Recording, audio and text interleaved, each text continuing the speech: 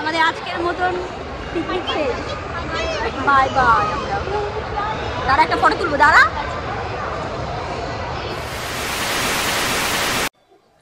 Hello friends, welcome back to our channel. Good evening, আমি প্রিয়াঙ্কা। মামা তোরা লাইফস্টাইলের আরো একটি নতুন ব্লগে তোমাদের সকলকে জানাই অনেক অনেক স্বাগত। তো আজকের ব্লগটা খুবই ছোট আর বিকেল থেকেই স্টার্ট করলাম। দেখতেই পাচ্ছ আমি বেরিয়েছি আর চলে এসেছি ছোটবেলার বন্ধুদের সঙ্গে দেখা করতে। হ্যাঁ, ছোটবেলার বন্ধু, এইটা হচ্ছে আমার বন্ধু পিপাসা। আমরা স্কুল টাইম থেকেই বন্ধু, সেই ছোট্টবেলার বন্ধু। আর একজন আসবে, তার জন্য আমরা ওয়েট করছি। তো এই যে দেখো আরেকজন চলে এসছে, ওর নামও প্রিয়াঙ্কা। কিন্তু আমরা কথা বলছিলাম, এত মানে পেছনে ক্রাউড ছিল যে আমি সাউন্ডটা মিউট করে দিলাম। তো দেখো এসেই ওখানে আমরা আগে কফি নিয়ে নিয়েছিলাম আর তারপরে চলে এলাম পিৎজা হাটে, ওখানে পিৎজা খেতে। তো তোমাদের তো বলাই হয়নি আমরা গেছিলাম কোথায়। আমরা গেছিলাম হচ্ছে মানি স্কোয়ারে। আমিও যদি মানি স্কোয়ারে ফার্স্ট টাইম গেছি, আগে কখনো আসিনি। ওদের সাথেই আজকে ফার্স্ট এলাম মানি স্কোয়ারে। আর এসে এখানে বসে খাওয়া দাওয়া করছি, গল্প করছি অনেক বছর বাদে, মানে সেই স্কুল টাইমের পরে আমরা সব বন্ধুরা এক হলাম। মানে সব বন্ধুরা নেই এখানে, যদিও অ্যাকচুয়ালি প্রিয়াঙ্কা আমার বেস্ট ফ্রেন্ড আর পিপাসাও আমার খুব একটা ভালো বন্ধু। বলবো না যে আমার বেস্ট ফ্রেন্ড না, বাট ও খুব ভালো বন্ধু। এখন আমরা প্ল্যান করছিলাম যে অনেকদিন দেখা করব, তো হয়েই উঠছিল না। সেই স্কুল লাইফের পরে এইভাবে আমরা একা একা বেরোলাম। খুবই ভালো লাগছে, কেন 10 বছর হয়েছে, বিয়ে হয়েছে। বিয়ের পরে ওদের সাথে তেমন ভাবে দেখা হয়নি। সেই বিয়ের সময় দেখা হয়েছিল আর মেয়ের অন্নপ্রাশনে দেখা হয়েছিল, মানে আমরা 3 জন একসাথে হয়েছিলাম। তো সেই যে এত বছর পরে যে আমরা 3 জন মানে একসাথে হয়েছি, সেটার যে একটা আনন্দ, কি যে আনন্দ বলে বোঝাতে পারবো না। তাই জন্য খুব একটা ভিডিওটা বড় করতে পারিনি, কেন গল্প করতেই আমরা 3 জনে ব্যস্ত হয়ে গেছিলাম। আর আমাদের 3 জনের ফটো তোলার মতন কেউ ছিল না। যাকেই বলছিলাম ফটো তুলে দিতে, সে কেমন যেন টেরা বেকা ফটো তুলে দিয়েছিল। তাই আমরা বেশিরভাগটা সেলফি তুলেছি। আর একটা জায়গায় গেছিলাম, ওখানেই ছিল আর কি মানি স্কোয়ারের হ্যাং আউটের ওখানে।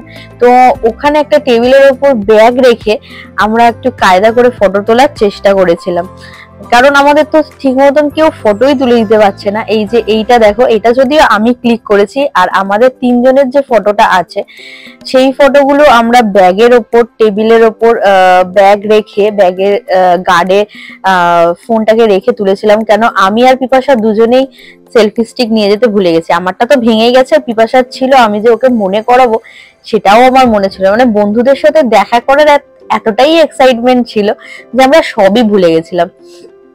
তো তোমরা কমেন্টস করে জানিও যে তোমাদের এখনো স্কুল লাইফে ছোটবেলার বন্ধুরা দের সাথে, মানে বন্ধুরা তো আছে অবশ্যই, সেই বন্ধুদের সাথে কেমন কিভাবে কন্ট্যাক্ট আছে সেটা অবশ্যই জানিও। আমরা দেখা না করতে পারলে আমাদের কিন্তু ফোনে রীতিমতন ভালোই কথা হয়। আর আমরা মানে এমনই, মানে একজনের কথা আর একজনের কাছে মানে স্কিপ করে যাব বা লুকিয়ে যাব, এরকম আমাদের বন্ধুত্ব না। আমাদের বন্ধুত্বটা মানে কারোর পেটে কোনো কথা থাকে না, মানে যতক্ষণ না বলবো ততক্ষণ পর্যন্ত শান্তি নেই, মানে এরকমই বন্ধুত্ব। হয়তো এমনও সময় আসে যে হয়তো প্রতিদিন কথা হয় না, অনেক দিন পরে কথা হলো, কিন্তু সেই যে অনেক দিন পরে কথাটা যখন হয় তখন মনেই হয় না যে আমরা অনেক দিন পরে কথা বলছি বলে। বিশেষ করে প্রিয়াঙ্কার সাথে বন্ধুত্বটা আমার এরকমই, মানে ও আমার মানে ফার্স্ট অফ অল স্কুল লাইফের ছোটবেলার বন্ধু।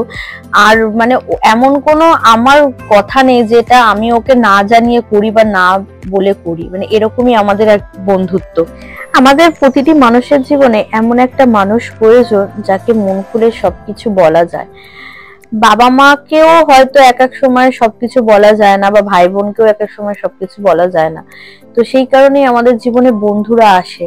সেই ছোটবেলায় স্কুল লাইফে তাদের সাথে প্রথম পরিচয় হয়, যাদেরকে হয়তো বাবা মা ভাই বোনের পরে যাদেরকে আমরা আপন ভাবি, যাদেরকে মন খুলে আমরা সবকিছু বলতে পারি।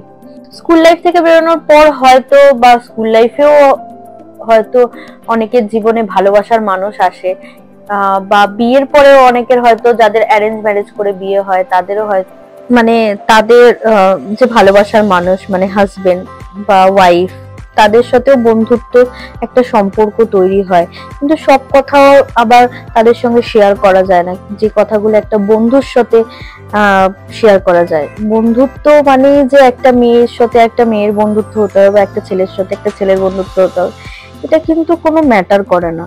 এক ম্যাটার করে হচ্ছে ভালো বন্ধু, ভালো সম্পর্ক রেখে সেই বন্ধুত্বটাকে বজায় রাখা।